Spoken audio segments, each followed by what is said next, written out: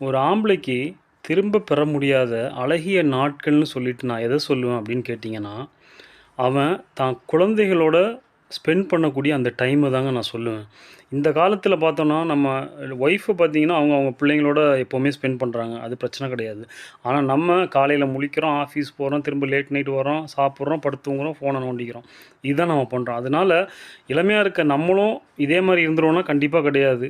நம்மளுடைய பிள்ளைங்களும் அந்த இளமை பருவத்த மிக சீக்கிரத்தில வந்து அடைஞ்சுட்டு அவங்களும் பெரியவங்க ஆயிடுவாங்க. அதனால எவ்வளோ முடியுமோ நம்ம பிள்ளைங்களோட நம்ம ஸ்பெண்ட் பண்றது நம்ம எல்லாருக்குமே நல்லதுங்க. சரியா? ஏன்னா இட்ஸ் அ குவாலிட்டி டைம்னு நான் சொல்லுவேன்.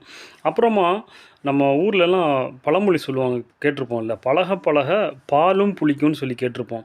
ஆனா, இன்னைக்கு இருக்கக்கூடிய காலகட்டத்தில பழக பழக பாசமும் புளிக்குதுன்னு தாங்க நான் சொல்லணும். ஏன்னா, நம்மகிட்ட முதல்ல எப்படி நம்மள்ட்ட வந்து பழகுனாங்களோ, அதே மாரி தான் கடைசி வரைக்கும் இருக்காங்கன்னு கேட்டா, கண்டிப்பா இன்னைக்கு இல்லங்க.